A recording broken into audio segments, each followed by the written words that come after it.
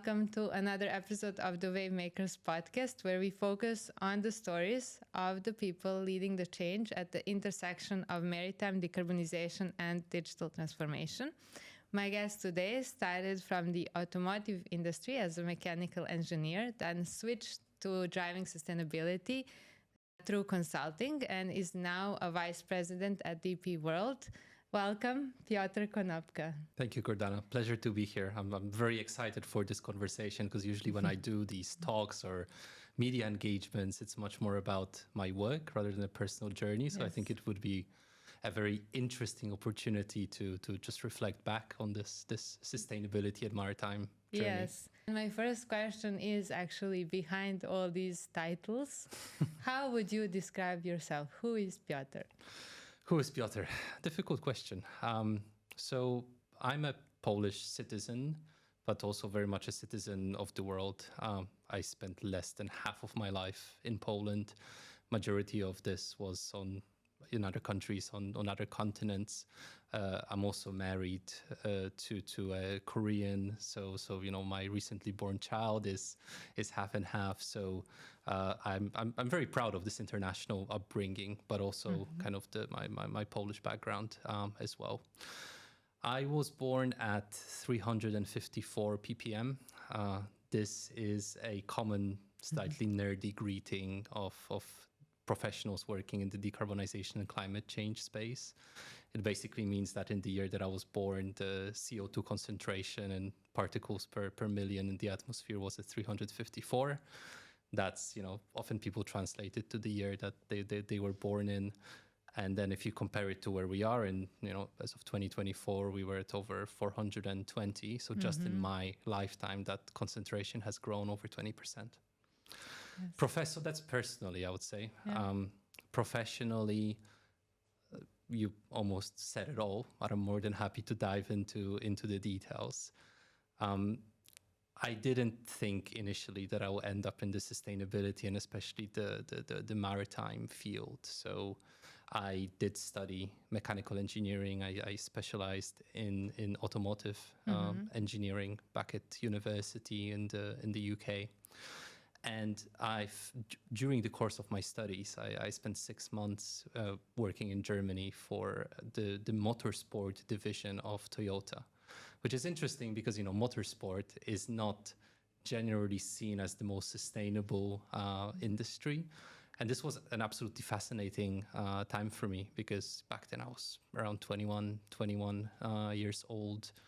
And I actually got to design a system that was put on a race car in the middle of a race season and actually used for testing in a wind tunnel. So absolutely fascinating time.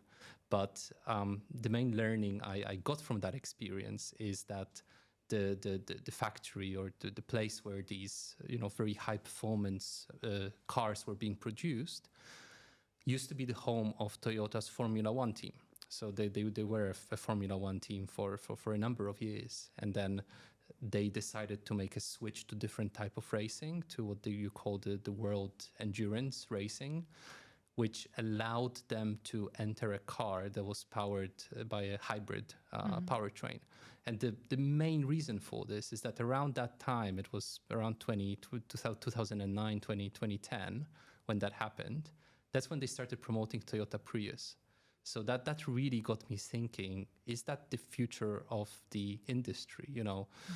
Running a Formula One team, especially winding down a Formula One team is not a cheap endeavor, right? So if Toyota was willing to make that shift for the sake of effectively promoting sustainability, promoting hybrid drivetrains that, they are world-class manufacturers in today, I thought that maybe there's something in it. So that sparked the interest in sustainability, which led me to do my master's in sustainable energy futures, then consulting on sustainability and energy transition, and then ultimately ending up leading the energy and decarbonization programs at DP World, which has been also a fascinating almost 4 years now, especially that DP World is a company that moves around 10% of all of global's cargo. So the impact is just something I wouldn't imagine, 15 years ago, back when I was a student. I was thinking to myself, that must have been such a cool first project to work on, right? Yes, It's like a dream for many, many young people, actually. And now reflecting back to joining Maritime and DP World, how was that for you? How was that shift? Yeah. Look, maybe another slightly personal story. Like, I was always attracted to water. Like, since I was a young child, I've had a dream of living in a place where I can see water outside of my window, which Dubai actually kind of gave to me. I live just across the street from here, overlooking the sea. I also always wanted to get married on a beach. And again, that's something that I managed to get. So there was always something there about water. But the way I ended up at DP World was absolute pure luck, because after working in consulting in London for a number of years, with the same company that I worked for there, I've transferred to Dubai. And the first project I did in Dubai was to develop DP World's decarbonization strategy as a consultant. So we've worked on that for about 12 months. And then after that was approved, I was very happy to get an offer from DP World to lead that program. And, you know, so it's been 2019, about 5 years now that we are into this journey. And it's been an absolutely fascinating journey, you know, being able to see how it worked all the way from setting the initial targets to seeing the first proofs of concepts and successes, also seeing the development of the company itself, ultimately to the point where we are now, where it's much less of a, you know, kind of a strategic, you can call it a desire or target setting, but we are in full-blown implementation mode today. Absolutely fascinating. I think there is so much more ahead of us that we'll see there.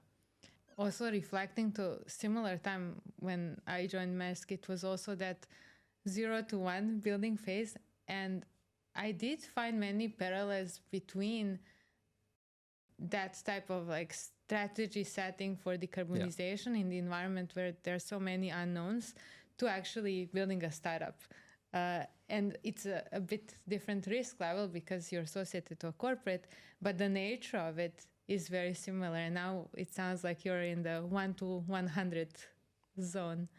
Yeah, it feels like a fair comment. You know, sustainability, even though it's been there for a number of years, and decarbonization, it's still fairly new. I think it's still finding its place, especially in the corporate world. And to me, the proof of that is where the sustainability department or these different functions usually sit. Because if you look at any company in the world, you would have the C-suite, you would have the finance department, HR department, maybe strategy department, health and safety department.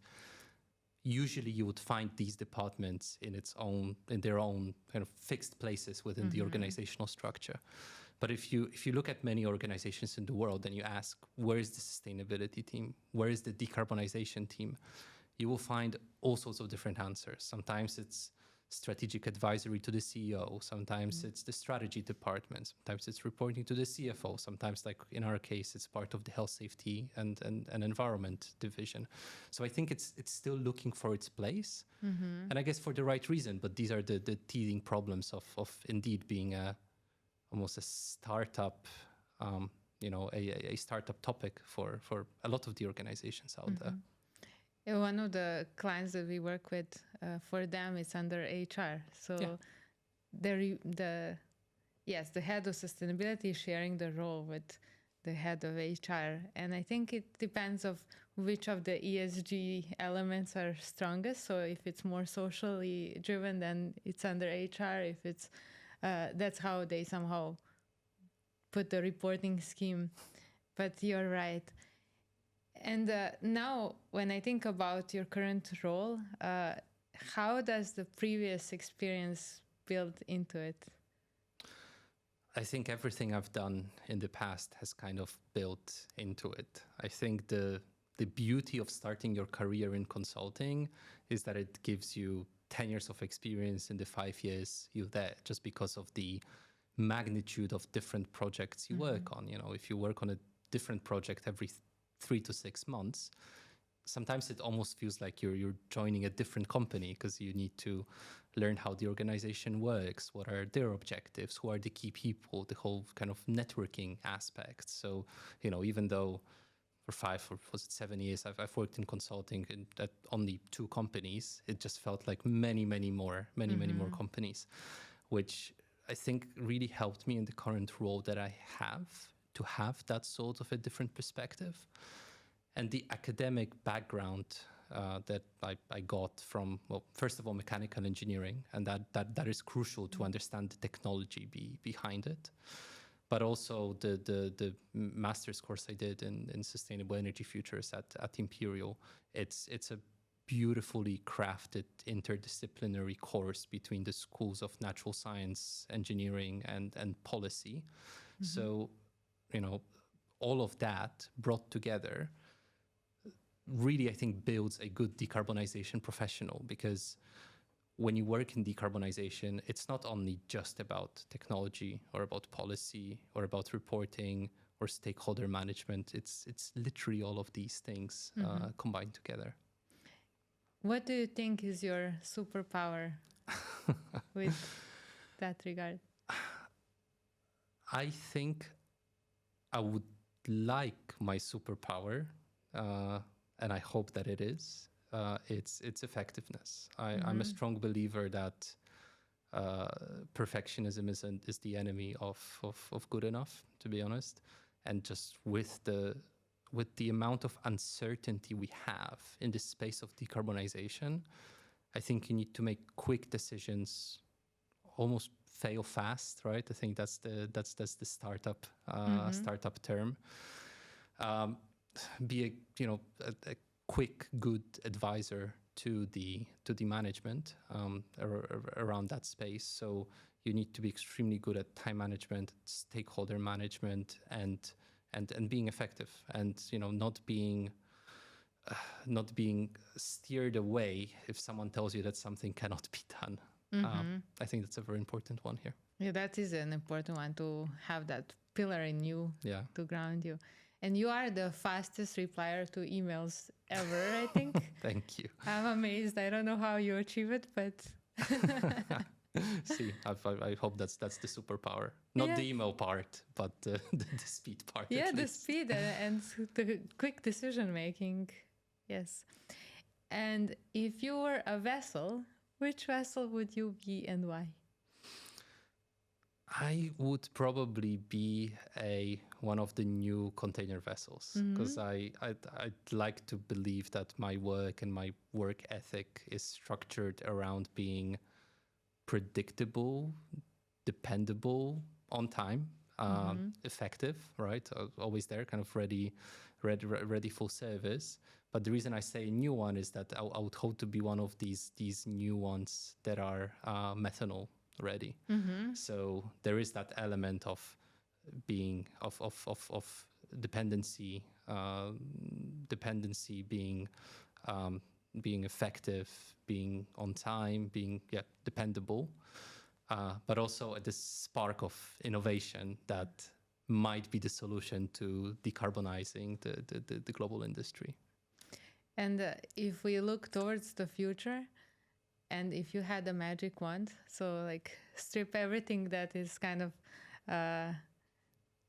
okay to say or not okay, so like this is just Piotr, regardless of any company association, how would you paint 2050? It might be a slightly longer answer, because I think I need to go back to how the sustainability industry has, and especially decarbonization industry has shaped itself. I think that there's been a lot of mistakes made. I mean, starting with the narrative around climate change, back in the days, 10, 20 years ago, we used to call it global warming, which is technically correct, but kind of societally very misleading, because it does lead to, statements like, I don't mind if my winter is 2 or 3, even 5 degrees warmer. Maybe it would be actually nicer, right? But that's very misleading, because that's just a nice almost externality of the really bad climate change impacts that are ahead of us. I was about to say I believe are ahead of us, but it's really not about believing anymore, especially in the light of the latest science. So number one, when it comes to the 2050 vision, to me is at least a global appreciation of the challenge and no misleading narratives around the topic of climate change and decarbonization. But overall, by 2050, I honestly hope that my job will become obsolete. I really hope that the industry especially will not need VPs of decarbonization, because the success in decarbonization depends on the business decision, which means that if all of the, say, port equipment that is being procured is electric, if whenever you build a new port, the electricity supplied to that port is renewable, if you need to use any fuels, you actually just by default use biofuels and maybe compensate for the embedded carbon. If the way you build a port based on your standards and guidelines are being built in a sustainable way. I mean, I'm using a port example, but you can actually transpose this to any other industry. This means that my job becomes obsolete, which is something that I would really, really like to see. Look, in the maritime space specifically, it's mainly a question about fuels. And I cannot see a world where we're going to move from, over 95 and 99% of all the vessels around the world being fueled by bunker fuel to some other magical type of fuel in 2050 with all these transition fuels in between. I think in that sense, 2050, if you think about it as a graph, it's going to be a rainbow. You're going to have green methanol, you're going to have green ammonia, hopefully bio-LNG, biofuels, maybe still a little bit of LNG that you might have to compensate for. I'm very hopeful for the nuclear technology. I think if the modular nuclear reactors manage to be developed to a place where society especially will be comfortable with vessels with power generation based on that fuel, that might be a game changer. But 2050 will look completely different than today in terms of propulsion. That I'm certain about. And what are some of the challenges today that you face?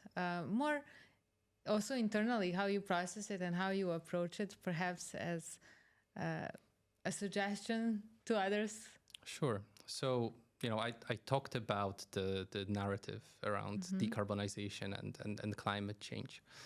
I think a very similar argument could be made about how corporates or industries approach decarbonization. We've gone through this, especially here in the Middle East, we've gone through this phase of developing a lot of strategies, setting a lot of targets, right? The general hype, which really culminated in, fantastic, by the way, COP28 in Dubai at the end of 2023.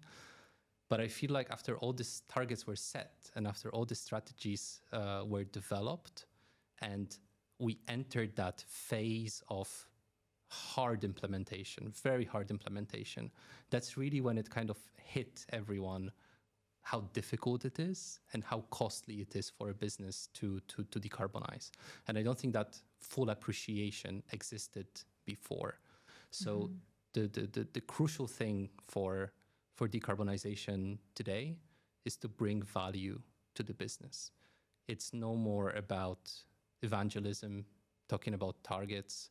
It's much more about how do we develop solutions that our customers actually want to buy, right? How do we stay ahead of the regulations and the risk that regulations bring? How do we work with investors or innovative financing mechanisms, maybe even incentives in some countries to help fund that transition? So to me, that's kind of the new reality of the work that I do. And if you ask me for advice to people working in decarbonization departments, that will be it. What is the value of the business value of your work to the business besides a target that's science-based aligned? You also had some of your own entrepreneurial experience as well. Did does that affect how you work today as well, especially when you perhaps deploy innovative technologies and understand what they are going through, the suppliers of these new technologies? I think so. So I think it was around 2017 where I took a little bit of a break from consulting to co-found a business, which since then I've exited. But I know it's actually done fantastically well. It's still a very active business, headquartered in London. And I think there are two main things that I've learned from that entrepreneurial journey. First one personal, and the second one a little bit more technical. Maybe I'll start with the personal one, because I think that was when it really solidified in my head that I want to work in the sustainability field. So this startup I worked in was not related to energy or not related to sustainability.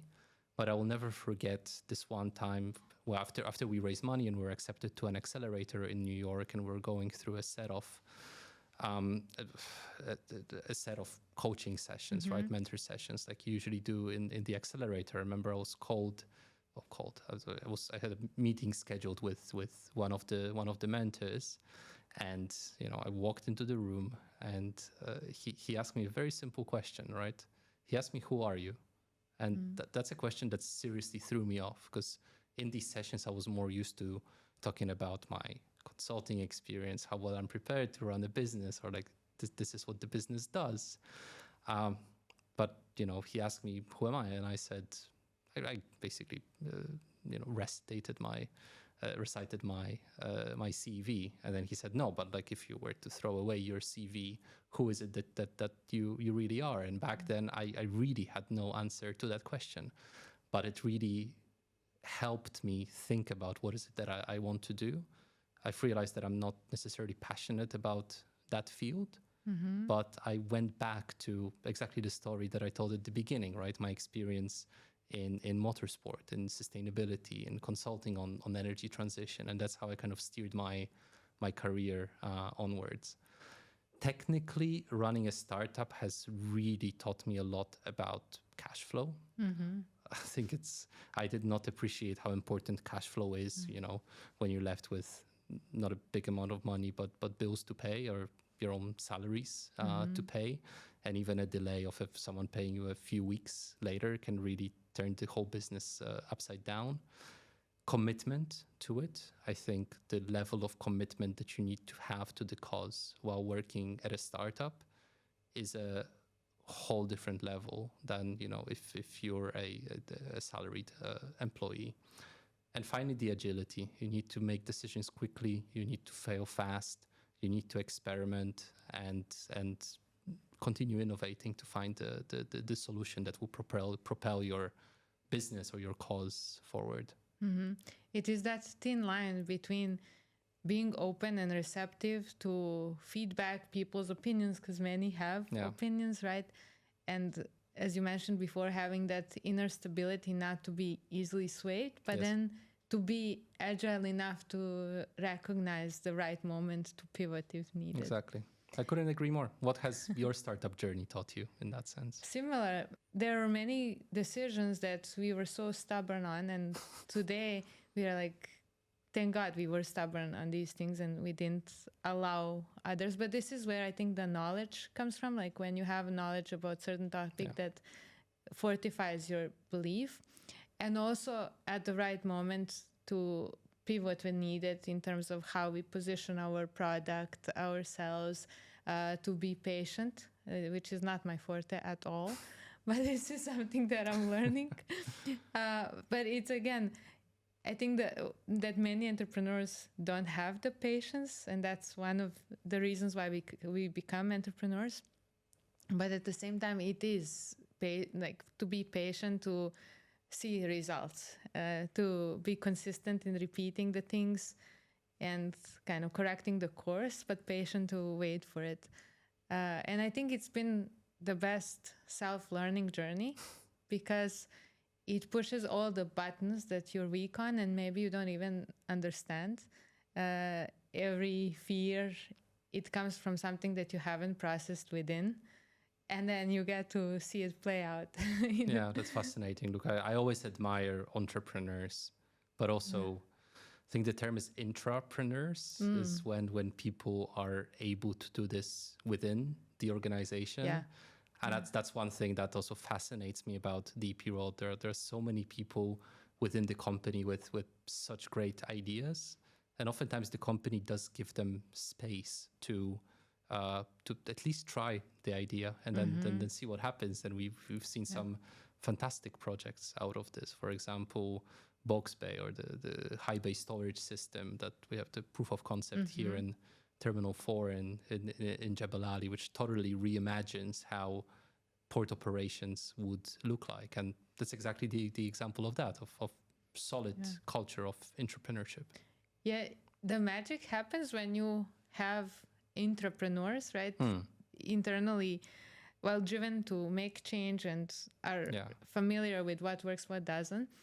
And with that meets the layer that knows how to do community engagement. Yeah. Sometimes, very rarely, it's the same person, but it's very difficult on them. But when these two layers combine, I think that is when the organizational culture changes. Yeah, and with regards to the who am I question, you reminded me in high school, we had a switch of a teacher, like of Serbian language and literature. And he gave us as one of the tests to write an essay about who am I. That was the topic. And I remember like half of us were just staring at this paper. Like, what it's is very this? Difficult.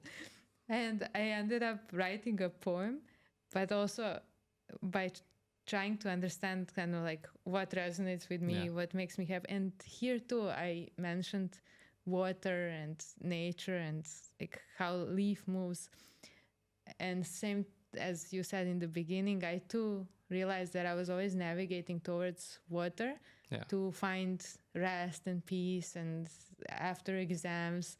And that was always something that recharges me. And then I guess career also took its path to it. Yeah, look, I think it's an extremely interesting question that I would encourage everyone to ask themselves, right? If you were to be stripped from your CV, from your accolades, maybe even from your wealth, right? Who are you deep inside, and what is it that you're willing to fight for? Yeah. Well, in that scenario, what do you enjoy doing? What recharges you? I mean, it's going to sound very cliche, but I really like my job. I think I'm very lucky to have a job with a mission in a way. So I enjoy what I do every day. I think I have a fantastic team helping us achieve our goals and achieve our targets. Well, right now my life is flipped completely upside down, and I had to put all sports, hobbies, activities to the side with a 2-week-old baby at home. But before this crazy time, I've been quite an active person. So I love playing squash. That's been my hobby ever since I came to Dubai. It's one of not many sports that you can actually play all year round. So that's something that I was looking for, and I really got into. So most of the people coming to Dubai have to start playing golf. So I'm really not good at golf, but I really enjoy I really enjoy playing. Trying to get better. Hopefully, I'll also get into that after we sort everything out at home. And I'm also active in a lot of kind of extracurricular organizations. So one of them is the Energy Institute. So I've been involved with the Energy Institute for about 10 years now. I'm a chartered environmentalist and a fellow of that organization. I started in London back in 2015, running the Young Professionals Network. And then I moved to Dubai, and I continue being involved, building the network of young professionals working in the energy industry, which is great for networking. It's also very energizing, I'd say. A lot of the friends I made in London were through the Energy Institute, and I think it's given me a lot of professional growth as well. I'm also a board member now of the Sustainability Action Society at the Capital Club, Dubai, where about every month we organize events for professionals. And the interesting thing there is it's for all of the Capital Club members, private club in Dubai, not just involved in sustainability. I think that one of the challenges that we have among sustainability professionals is that the places we go to, the conversations we're having, the conferences we attend is also with sustainability people, which doesn't help spread the message. So I think that the Capital Club engagement is very refreshing because you have people from so many industries joining to learn about all things sustainability. Do they ask you for advice to the young professionals? A lot. I mean, most of the questions I get is, do you have any openings at DP World, or like, how do I get a job? That's the most common question. But I really enjoy interacting with bright minds and bright students who actually come to these meetings to like genuinely learn and develop their skills. I have this truly amazing story of someone who found on LinkedIn that I'm going to speak at some event. He traveled, I think, like 2 hours on like public transportation just to get there without any sort of guarantee that he will meet me. And then he found me, and he is somewhere in the crowd, and he pitched to me an idea for a project he wanted to do at DP World. Next thing we know, we managed I managed to supervise his final year thesis on that exact topic. And then he did an internship with us. He did fantastic with DP World, and I think he's well set for a great career in sustainability. So these are very energizing stories from these engagements. And how do you manage expectations also? Because you get a lot of requests, right? You get requests for jobs, for the pilots, for collaborations, for partnerships. And how do you manage setting the expectations? I try to do as much as I can, especially back in the days, before I was married, and especially before I had a family. I would just literally say yes to everything. Like that was my mantra, that I should say yes and then figure out if I can actually do this. I think that led to a lot of great opportunities, but it was very straining. So over time, I did have to learn how to manage the time and how to manage the energy. First of all, I want to put family and kind of my hobbies first. So I need to spend enough time at home, and I need to get at least, back then it was 4 to 5 hours of training. So kind of five days a week, I want to do some sort of a sport, because I guess also as you age, you realize the impact that lack of sport has on your body and on your energy levels, and also the mental fitness. So that's number one. And everything else, like unless it goes against my morals or the company line, I generally say yes to be honest with you. I struggled with setting the boundaries because I also would say yes to everything, and it gives you very broad perspective. Oftentimes you get many opportunities, and I too felt at times that I'm stretching myself too thin, and also I'm learning how to balance it. But I would also feel a lot of expectations, many self-imposed, and this is something that I found common in the area of sustainability and impact, also with other startups and people in NGOs, that they feel that the world is on their shoulders and that they don't have the right to rest. Yeah. And this is something that I've learned, I think, to manage better. I think what's very important is to try everything, but if you feel it doesn't work, quit fast and be very honest about it, without ghosting people. Just, I think, whenever I run an organization, I very much appreciate it when someone joins, tries, and then they say, well, actually, I'm sorry, like it doesn't work for me because I have other priorities, and I fully appreciate this. So I think that's important, do not try just because you think you wouldn't have time for it. But if after trying you realize that it doesn't work for you for one reason or another, just be honest about it and then move on to something else. Yeah. In general, I'm coming across many people who have a hard time saying no, but it actually opens up opportunities for the one that you say no to. Yeah. At least it's clear in their mind, and maybe it's also one way to break that stigma. Like, it's great to reject, say no to with a nice explanation, perfect, shake hands. Who knows where the future holds? I agree. I mean, your network is your net worth, right? Yeah. I think I've realized that maybe a little bit too late in life, but that's another thing I often say to students, that I would trade a really good grade for a really good network.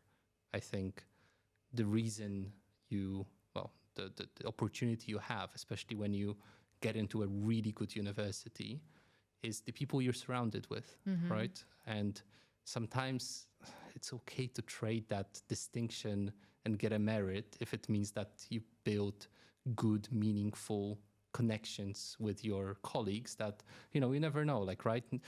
When you're at university, they just feel like your friends, someone you go out with. But most likely, if you go to a very good university, you manage to get into a competitive degree. Fast forward 20 years, this guy's going to be a CEO there. This guy's going to be a millionaire founder there. And it's just really good to invest in these relationships, I think. Mm-hmm. This is what we don't think about when we are so young. Exactly. Yes. Also, I mean, people that I was in a program with in 2010 are now also all very successful. And us, 30, 40 of us, share that experience that changed us. So even now, 15 years later, that bond is still there, and we would always call up each other, and we are still very close friends. Yeah. But at that time, no one thought about it. It was this would be so fun. Yeah. And they are your support system afterwards. I also have this group of friends where we kind of pledge to each other that we're going to respond to an email from each other within 24 hours, no matter where and when we are in life and what happens. And that really helps, especially, as you become busy people. Yeah. Yeah.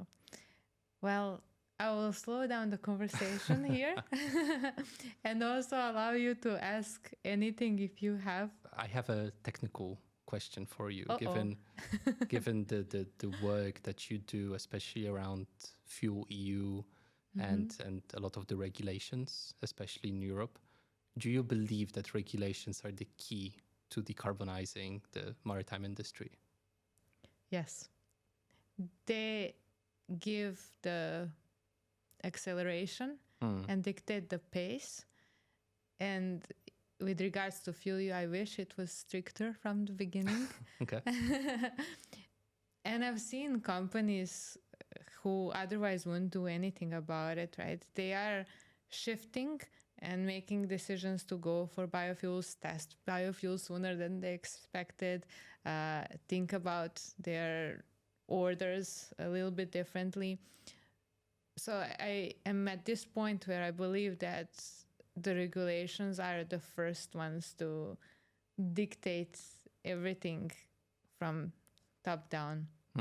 Because otherwise it's a very slow process to go from bottom up approach. And I wish that it spreads from Europe everywhere else. I mean, here I'm biased as well. It would be good for business too. But I wouldn't be in this business if I didn't believe in the purpose of it 15, 20 years back when I started studying environmental chemistry and sustainability and waiting for this moment in time where it's so close. I just don't like that geopolitical events somehow move you a little bit away from the goal just when you're there. But yeah. Maybe a personal question. Do you see yourself ever going back to the corporate world after running a startup? I wonder that every single day. I don't know. Only if I would have a similar level of freedom to execute on things, I think. It's very difficult once you feel this freedom of just driving things how you like them to go back to a corporate setup. And I don't think I've ever, I think I've always worked very much, even from when I was studying. I'm just a workaholic because I got carried away with work. Like, you just get lost in it and there's always more and more. So I work a lot as an entrepreneur. It's difficult to balance all the roles that you do as opposed to being in a corporate. But it's just different, right? Today I can decide that I'm the head of marketing and tomorrow I can be head of strategy. And that gives me also the time needed to sometimes recharge if I feel like I've given myself too much in one area and that is wearing me out. Then it's a matter of just like switching 1 to 2 days to get back that energy for this. And I don't think I have that in a corporate setting, but who knows? Excellent. Thank you for sharing. Thank you. And thank you for being my guest and for sharing your story. And I'm looking forward to the future. It was my pleasure. Thank you.